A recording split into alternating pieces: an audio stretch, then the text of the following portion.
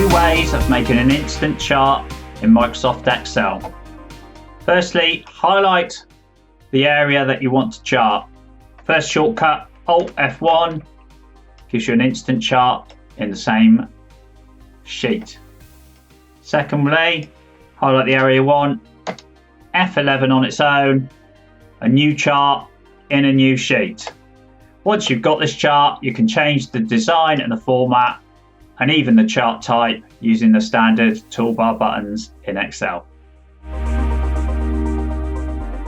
I've pulled together this one-page cheat sheet of all the everyday essential Excel shortcuts. I'm giving this away today completely free. Just click on the link and I'll send you this straight away. Don't waste any more time in Excel. Get this free cheat sheet right now. Click the link.